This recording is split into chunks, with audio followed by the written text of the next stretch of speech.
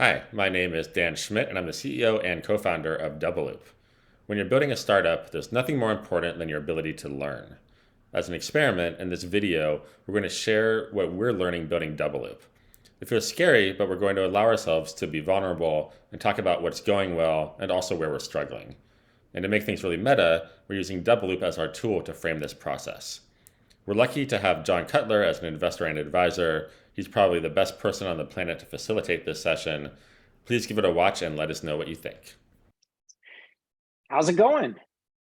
It's going pretty good. Surviving the rain here, barely, but I think we're doing okay. How about you? Nice. Well, same with us. We were not evacuated, but otherwise, yeah. My son says the word flub instead of flood. So he's obsessed with saying, when is the flub going to come to do those things? But yeah, I just wanted to check in before we jump into some of the more detailed stuff. Like, I don't know, how's the team doing? What's the morale? Is everyone in like decent health? You all aren't burning out or anything? Yeah, talk to me. Let's just settle in on that stuff the important stuff before we get to the details. Yeah, I feel like we're in an interesting place because we haven't announced the details of it yet, but we actually just closed a modest seed round. So we're really excited that we now have the runway to make our vision happen, which is amazing. However, on the flip side, with that, I never feel like I can celebrate that moment because I immediately feel like, oh my God, we have these brutally hard problems that we have to solve. And I don't know how we're going to solve all of them yet. So I feel like pressure and fear coupled with being so lucky that I get to work on this longer. So that's kind of the weird conflicting emotions that I feel at the moment. And I think what I'm trying to do is focus on kind of the upside. And it's just really fun to be able to do this and to think of it as fun. This is a kind of upside opportunity for us and everybody involved. And let's just really just make the most of this and really savor that.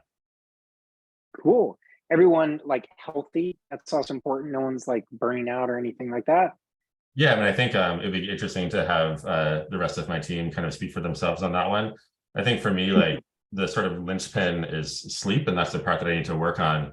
Where, as you might expect, I end up working late on DoubleLoop, and then I'm like, finally, I'm done, and it's like, I don't know, like midnight. But I'm like, oh, but now I want to kind of wind down and just like hang out and relax before I go to bed. So then I got on this cycle of sort of some level of sleep deprivation, which can lead to some other bad habits in life. So that's kind of the personal thing that I'm dealing with. But no, I would not say, I mean, I do not feel like I'm burnt out.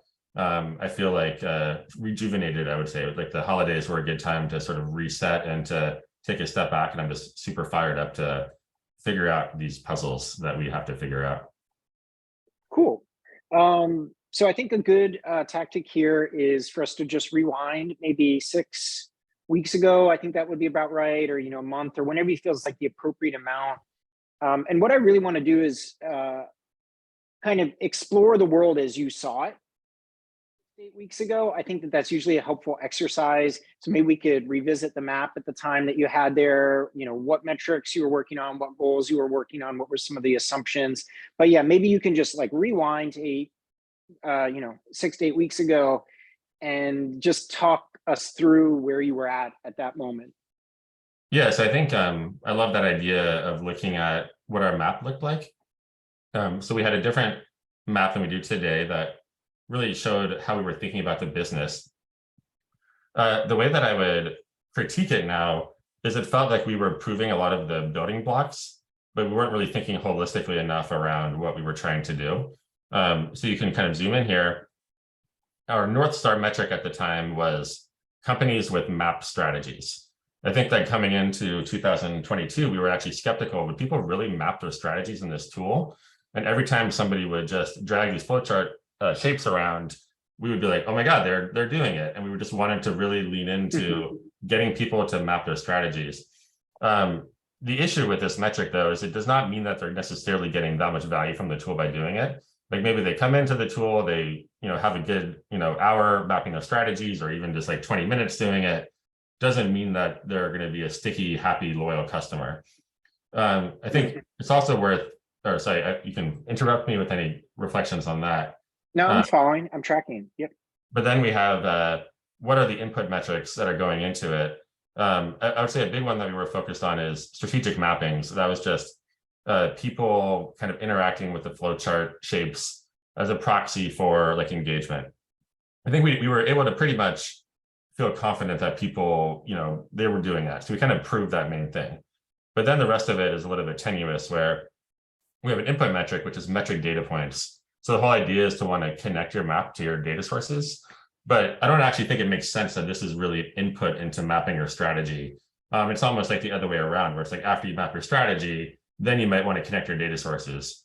However, we did, I think, to some extent, show that people, at least some companies, were willing and excited to put their data into our system. And actually, if you can pop open this here, you can see a graph of this metric, and you can actually see the story of what was happening. I'll go into this full page for a second.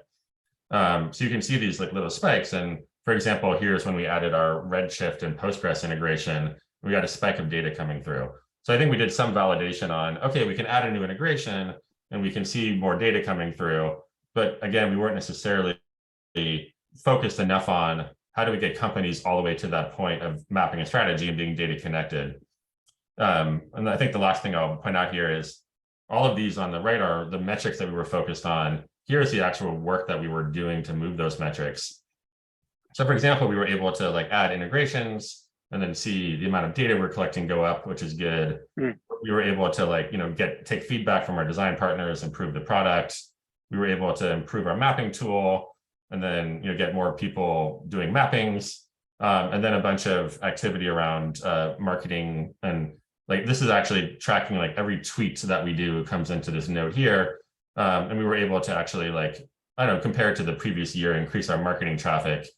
But again, like this doesn't necessarily translate again into super loyal customers. And that's really where our sort of map of last year fell short, I believe. Yeah, no, so if you're looking at this now with the benefit of it being 8 weeks from now, and if you're going back, like how would you brutally kind of critique this at the moment? If you looking based on what you know now, looking at this, maybe what would you call out as like the 2 or 3 things that were just sort of wrong about your view of the world at the moment? I think the things that were blatantly wrong were, one, metric data points just being an input into companies mapping their strategy is that just literally doesn't make sense. Number 2, we have, for example, we have revenue here. We have some revenue as a company. We're still early. Doesn't actually seem like companies with map strategies is predictive of revenue. It's predictive of, it shows that we're creating some level of engagement in the tool, but that's not necessarily like monetizable. And I would say the sort of deeper critique of, I think, myself over the last year is not kind of going the full mile to solve the customer problem in terms of like, what does it really take to get somebody all the way through to mapping their strategy and then connecting their data sources and then kind of changing the way they operate based on this new level of insight. Something about this doesn't feel like we were kind of, at least I wasn't rolling up my sleeves enough on that, which maybe I'm saying that biased because that's what our new map kind of reflects that we're about to go into. But to give ourselves some slack though, I think there's a lot of parts that we were building here to make this tool come together. So I actually feel like we took some of the riskiest things and we kind of de-risked them. For example, like, will people use our tool to map stuff? The answer is yes, they would do that. Will some companies be willing to give us access to their data warehouse to import their data? Like, yes, we showed that some companies were willing to do that. So I would say it's almost like Sumit, my co-founder, often talks about like mise en place. It's like getting all the materials to like make a meal, or like all like the ingredients prepped to make the meal. I feel like this map represents creating the mise en place, but hopefully it'll be this year where we actually make the meal out of what we're doing here with DoubleLoop. Yeah, that makes sense. I would chime in with that. It's like, I always think about this idea of like punching up, but you can't punch too far up or, further down in the customer value stream or the customer journey. And so when I look at it, it's like, companies with map strategy, then what? And I think that's what in, the benefit you have now looking back on it, you can say that, but at the time, having a company that had mapped their strategy was a big win at that point. And so I think that shows the evolution kind of your thinking, which is interesting. Yeah. Cool. Okay, so with this in play, like the way we tend to do this is now I want you to sort of show us what your current map is, and maybe you can even kind of do the diff between those. Like talk us through each change. The focuses I want to do is you now have potentially new nodes on the map. You have new metrics that you're looking at. Maybe you've had some insights that have fueled those changes between the two maps. And obviously your bets might still be in play, but you might have added new bets or new things you're working on. So if you kind of want to do a diff of the two maps, that would be a good next step. Yeah, and I would say that this map itself like evolved to some degree over the course of all of last year, but then kind of over the holidays did somewhat of a clean slate. Kind of let's just start with a new map and kind of map things from scratch.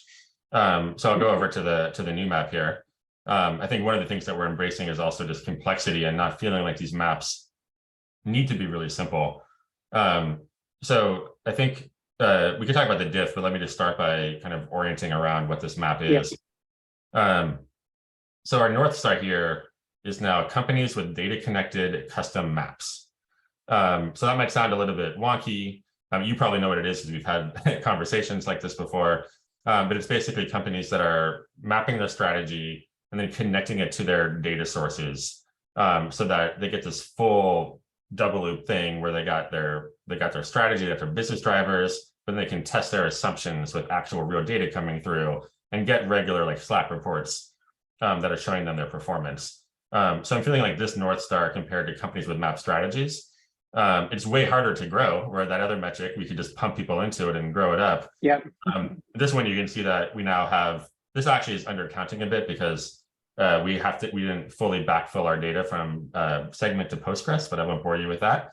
But there's way fewer companies that have gotten fully through this funnel. And this really shows these are the companies that should be highly monetizable in terms of getting enough value that, and that's another assumption that we have to test. We're actually now integrating Stripe to start getting like live revenue numbers coming in here. Yeah.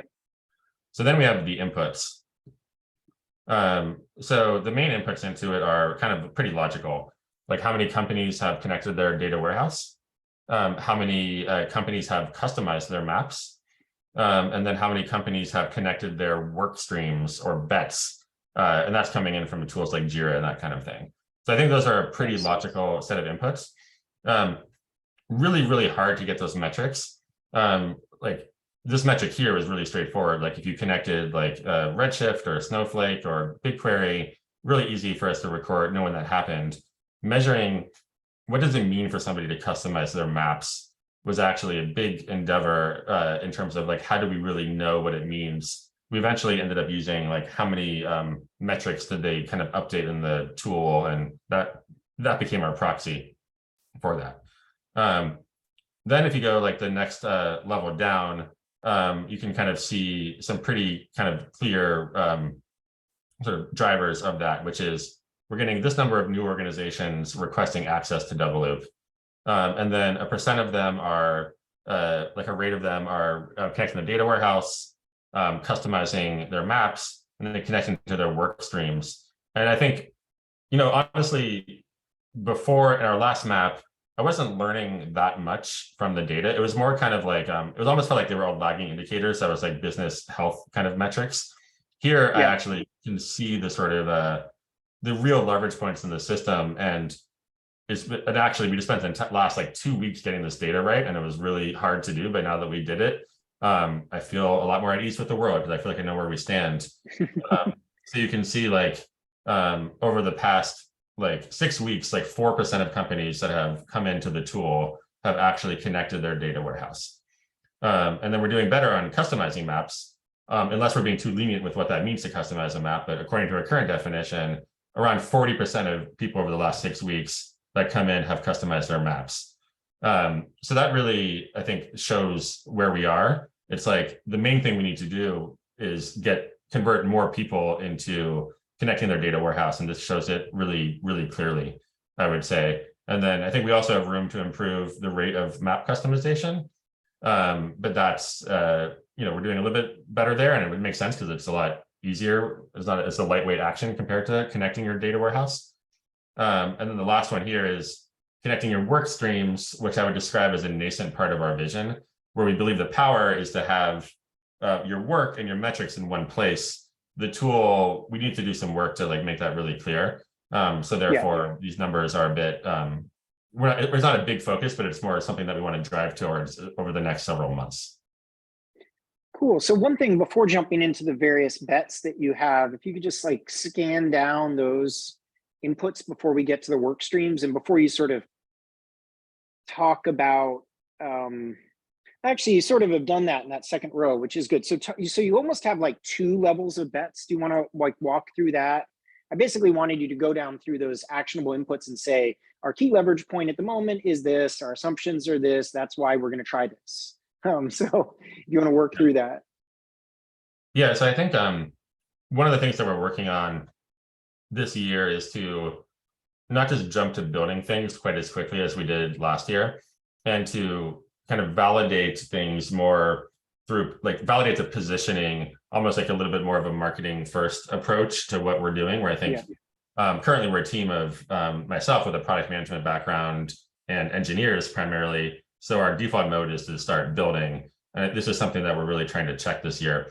So in a way, these 2 layers of bets here reflects a bit more the, this layer here is a little bit more like, you can see the types of work streams. We call them work streams, like marketing, like sales.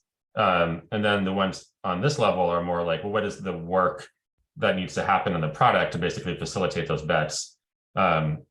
But should I walk down each of these bets now, or is there some setting? Yeah, let's kind of review. Yeah, let's review the bets, for these next, whatever, future forward for the next 6 odd weeks before we chat again. What are you trying to move for each of these different levers? How are you trying to move it? And what's your thought process? Yeah, so one of the things that we saw over the last 6 weeks are, we were actually targeting product managers originally with DoubleLoop, and we still get a lot of like pull with them. We've been seeing like data scientists and data analysts and product analysts. Those are the people that have access to the data warehouse, and they also know how to make models of their KPIs. Been seeing a lot of engagement from them. So one of the bets is to really target that persona more directly, and to see if we can really lean into the vernacular of that persona. Like, what would they expect out of the product? Might be a kind of path of least resistance to driving traction at this phase of the company. So this bet here is around kind of really testing that positioning. And then we have, what is the dependent work that goes into it? I feel like this sounds kind of brutal when I say force connecting your data warehouse, but more like making the product more like, when you're in the onboarding flow, really the first step should be to connect your data sources, where now you may not even miss how to do it in the tool if you were to do it today, although we've honestly improved a huge amount on that too. The next one is just to make the experience of importing data more delightful, more in line with what a product analyst would expect out of a tool where you're writing SQL and you're importing data. So that's kind of the first bet, along with kind of the dependent engineering work that goes with it. Anything else I should say about that bet? Well, I guess what for you is going to be the signal you're on the right track. How are you going to know?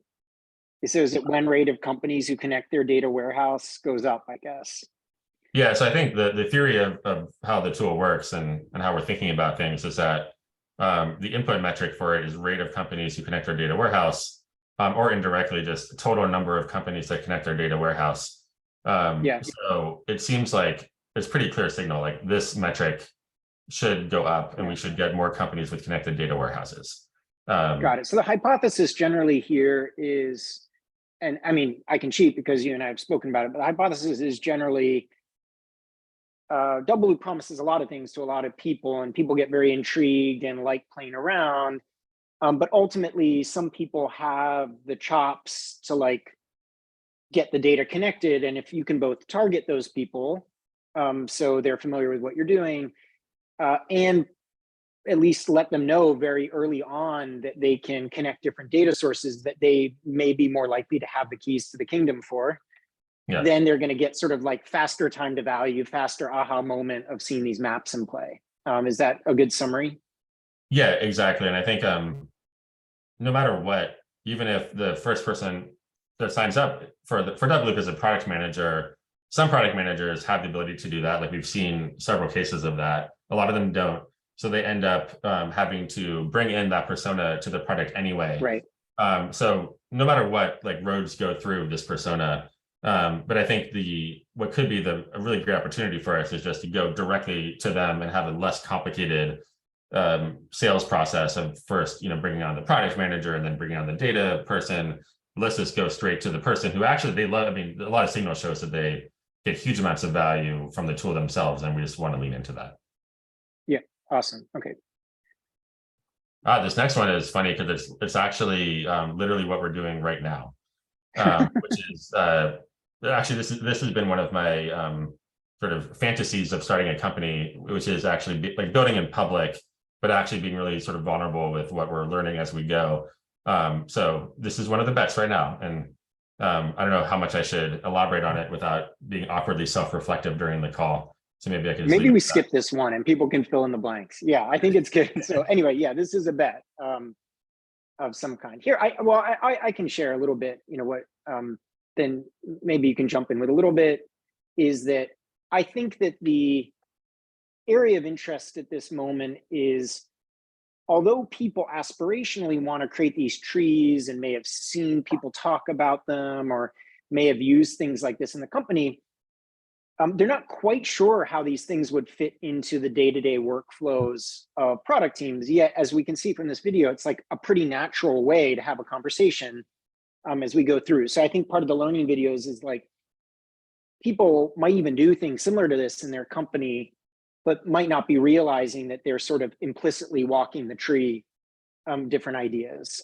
Is that like a decent, I'd say that's sort of, that's how I feel about it at least. Yeah, that 100%.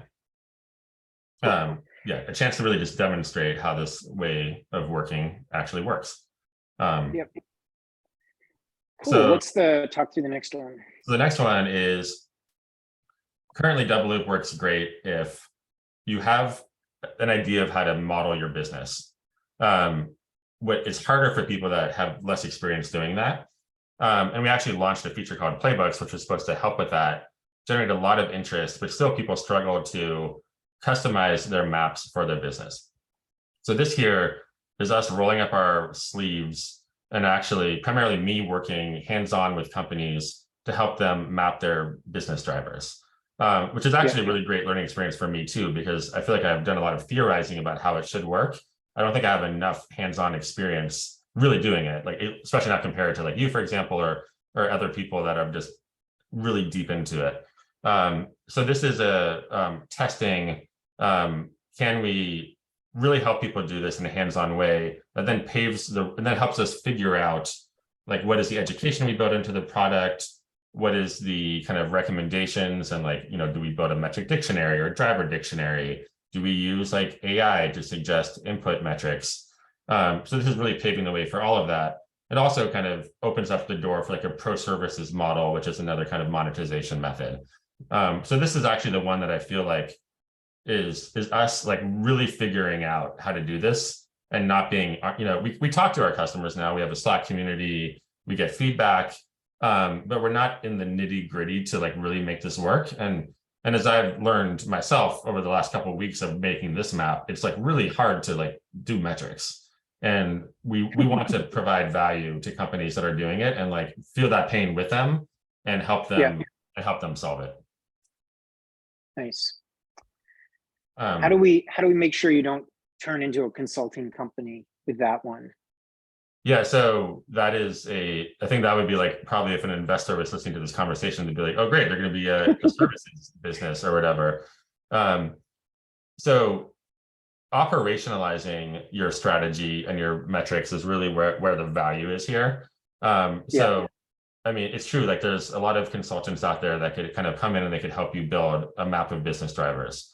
But I think the unique thing that we're driving towards is not, okay, we have a map of your business drivers and it's like a nice flow chart, but it's actually operationalizing it and plugging your data into it. Right. And this is when it's like, that's pure software.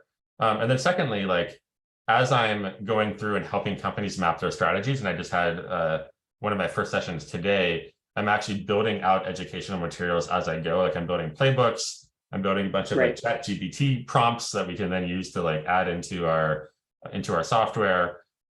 So the idea is to do this as a way of discovering how to execute it through a product-led growth motion. But this is like our kind of learning journey to get to that point.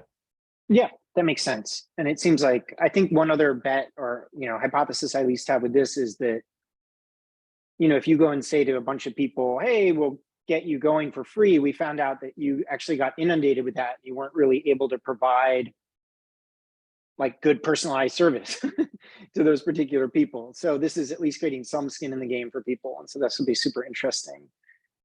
Before we jump into more, I see the next two. So test level, your OKR's positioning, and then AI change logs. Do you want to walk through? I mean, there's other that may or may not appear on this, and just so that people can walk you through, like, your team is coming to work every day and like fixing things or responding to customer feedback. What's your sort of philosophy on that, of like what to include in the map and then not necessarily to include in the map? Yeah, so one thing that we talk about a lot is balancing proactive and kind of reactive work. And I think that every team has to balance it. And I think where a lot of people go wrong is they end up on the hamster wheel of reactive work. For us, like our default mode is to do things that are driving. At this stage of the company, the most important thing is that we find those levers of growth, because we're not trying to create, just like, linear growth here. We're trying to create, eventually like exponential growth. So we need to do the things that are like high leverage, that are taking us towards like that big vision. But yet we also have inevitably like, if a customer hits a roadblock, we want to be really proactive in blocking them, because right now, like our early adopters were so valuable to us. So our ambition is to have basically all work outside of like customer gets blocked or bugged represented on the map. I would say if you were to look at everything, we use Shortcut as our project management tool. If you were to look at everything that we have in there, you would probably see that there's like, wait, what? Like this doesn't fit on your map anywhere. That's something that we're like actively trying to reduce. And actually, we want to build tools into DoubleLoop that will show you, here's all the work that you have that's basically missing from your map, and like force you to reconcile it.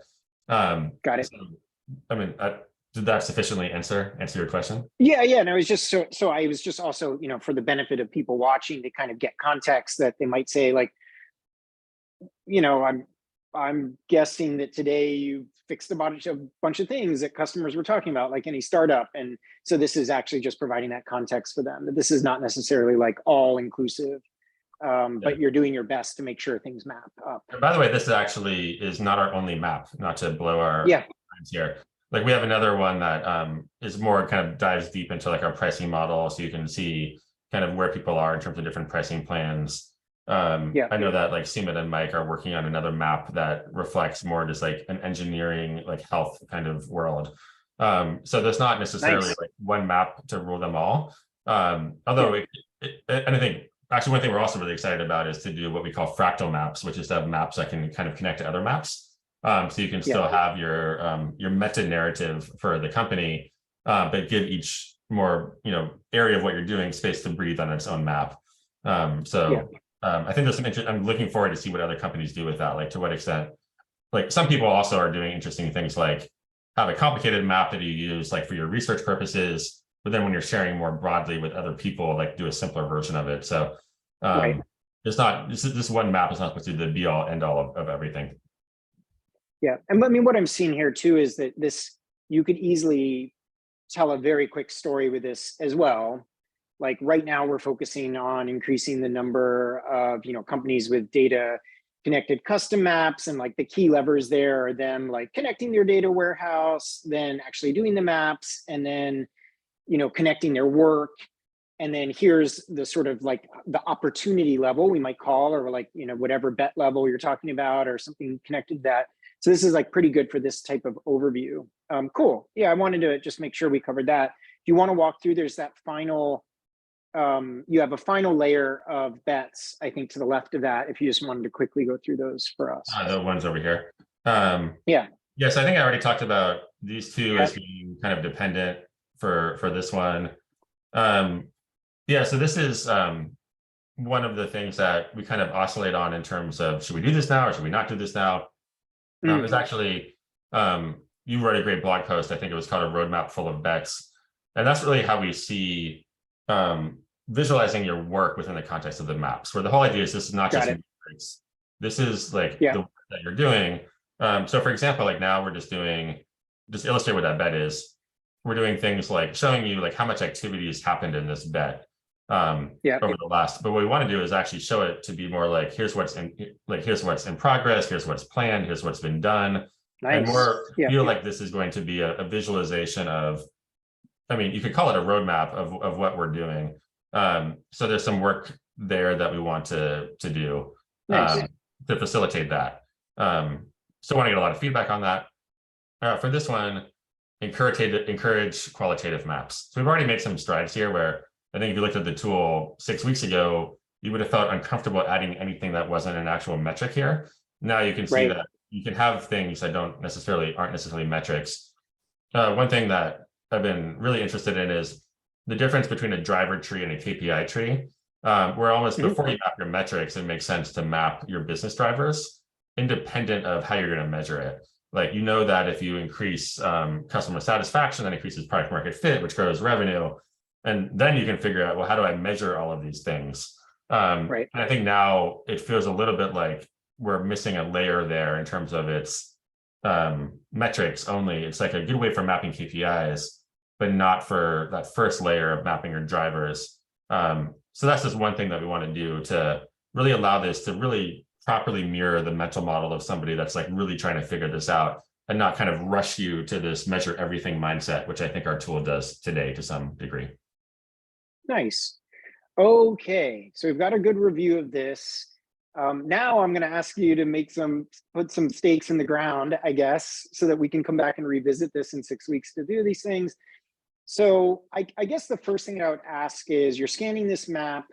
What would you identify as like the top, 2 or 3 leap of faiths or assumptions you're making that this is based on? And then maybe what you see is the top 1, 2, or 3 risk areas at the moment for you. Yeah, I mean, so my immediate reaction to that is I feel like this idea of strategy services, like I feel like we have to figure that out. Like right now, I actually don't see a world where I don't see how we can succeed without figuring that out. It means that like we as a company and me as an individual just have to get really good at helping companies model their drivers, and their business drivers, and they need to feel like we provide both software and expertise that allows them to do it in a way that they profoundly value. And I want to dig into that and just point that out. And just sorry to interrupt while you just said that. I think that's how I'm reconciling what you're saying about services, is that at the end of the day, remember at Amplitude, what I was saying about like being the trusted expert in this. And I think what you're pointing out here is a certain level of like self-awareness and reflection that like, whether you convert it in the concept, you've created this sort of canvas that people can create these, but in meeting with customers, you realize that you're going to like, what you need to create a situation where you're like becoming one of the best in the world at doing this as fast as possible. And that's like a road to being able to use technology to be able to help people as well. Keep going. I just wanted to, I just noticed that as you were talking through it. No, I appreciate that. And I think there's an interesting possibility that right now what we do is we help you operationalize your models and your maps, which I think is highly valuable. And I think we're going to show how valuable that is. But comparing that to the value of the person who doesn't know how to get their head around their business, like the value of just organizing somebody's brain, organizing a team's brain, or helping them organize their own brain around it, like that might even be more valuable than operationalizing it. And I think there's potential there that we can just really kind of change the amount of pain that we're alleviating in a really powerful way. When you think about the model itself, just going, you have a bunch of green lines there at the moment. All looks like the correlations are in place, but which lines are the biggest risk and the biggest leap of faith at the moment? I mean, I think which one represents like the biggest sort of like leap of faith? Yeah, I'm sort of thinking about like, that's a really good question. Let me reflect on that for a second. I think, how do we increase the rate? Basically, what is the ceiling of this metric? I think is kind of what it comes. Nice. Yep. Like we have a baseline of like 4%. On the one hand, you say that seems low. On the other hand, you could appreciate it's a heavyweight action, and the people that do that are potentially willing to pay us quite a lot, honestly. So even if that number is low, it's not necessarily like a death knell to the company, I think. However, of course, we want that number to radically increase. And will targeting data analysts be sufficient for doing it? Yeah.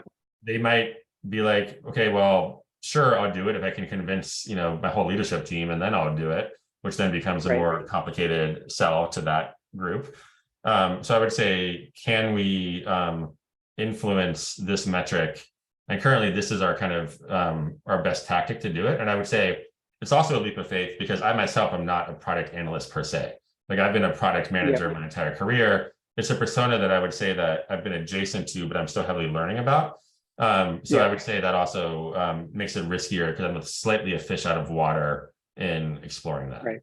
You could also, you have the bet to the left of like encouraging people repeatedly to connect their data warehouse, or put their credentials in there. So you could triple the number, but then like the absolute number, you triple the percentage, but the absolute number, we would be interesting to see what happened to that overall if you make it more required. And then okay, so we've got go ahead. And then we'll get into an interesting situation where there could be tension between people that then connect their data warehouse, but then don't proceed to actually like model their business effectively. So there could be some interesting sort of like tensions where as you grow this metric, we pull away from another one. So that I think raises that possibility as well. Okay, so we've got the whole sort of risk and assumptions around the strategy services, which is best summed up as you could give people the best canvas in the world, and they could connect all their data, but if they don't have a strategy to model, where does that leave you? And so that seems like one bet. And the next one, it seems like the assumption, the stuff around the product analysts, what do they need? Like, what does it mean to connect this? Does that even lead to them making maps, or does that just lead to them looking at a couple of metrics? Did you have any others that you wanted to include in there, sort of your risks and assumptions for the next 6-8 weeks? Yeah, so I think part of it is, and we're going to be adding a notion of sort of status to these different bets. I would say plan A is to do primarily the test strategy services like we discussed, and product analysts. I think the overall larger risk of what we're building here is that it's almost like the value prop is too abstract. It's like, yeah, you can build a model of your business, but why? Like, why am I doing that? A very common reply would be like, wait, aren't you just reinventing OKRs? Like I'm sure you and me probably hear that all the time. And then I think we have done some research, and it's showing that, well, why are people building these maps? And that comes into a very primary one, is they actually are doing OKRs, but they don't know what metrics should go into their OKRs. Or maybe they hate OKRs for a variety of reasons, and they're looking for an alternative way to get that same job to be done.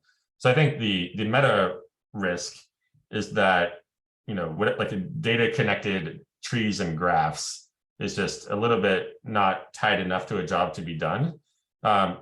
Which would mean that, maybe, these will all fail basically, or they won't like reach the results we want. But then that's where we get into sort of the next level of bet, which is to more tie it to a more clear job to be done that's more accessible, that a lot of people have clearly. There's other challenges that come with this bet that I don't know if we'll go into right now, but that's it. Got it. So and it's a little bit of like diversifying your not that it's like a plan B, but you're diversifying how deep to go into a particular workflow. Because right now it's not necessarily, although we're actually walking through a workflow right now, to date, it's not been very clear what workflow you're involving DoubleLoop in. It's just the general mapping of it. So it seems like with a number of these, you're trying to diversify what workflows you're part of, is how I would put it. Yeah, I would say like, we're a horizontal tool that people are being very creative with today. Yeah. like some people will come in and it'll look like they're doing OKRs in DoubleLoop. Other people will come in and they'll model something like the fundraising strategy for like a private high school or something completely different. And I think we're planning to do all kinds of wild stuff with DoubleLoop. But will that be accessible to a large enough market versus just being more like pinpoint? No, we're targeting just one workflow. Is a interesting question. Cool. Got to have the obligatory AI. You want to tell us about that? No map would be complete in 2023 without I think like everybody else, we discovered some really powerful ways of kind of using our current data that we're collecting from the tools that people are building with, like Jira, and then using AI to convert them into some powerful like customer-facing communications. But this is kind of, I would say this is like a back burner, kind of more like fun side bet. It feels like it's not really part of our core strategy at this moment, but it's something that it's something that we ourselves really want, because we use DoubleLoop to make our own changelog.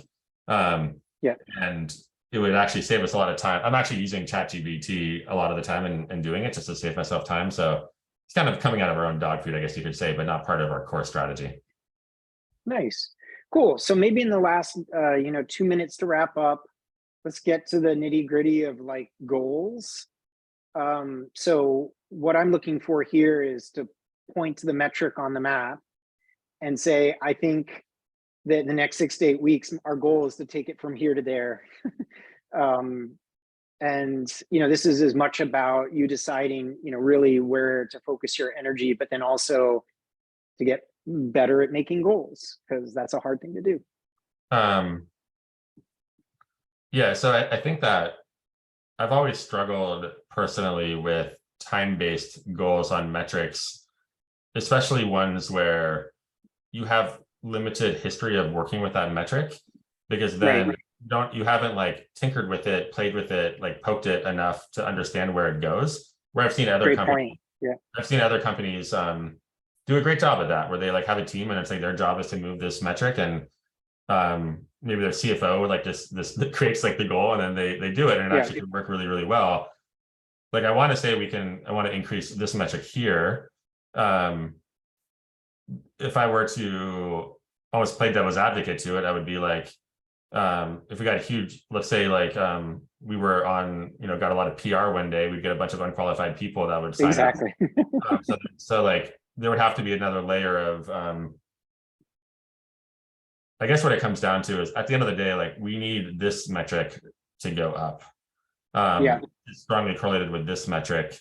And I do not actually feel like I could make up a number, but I actually don't feel like I could do a real genuine job of saying a number that I would actually stand by. And maybe that's a failing that we should see how I feel about that in the next 6 weeks.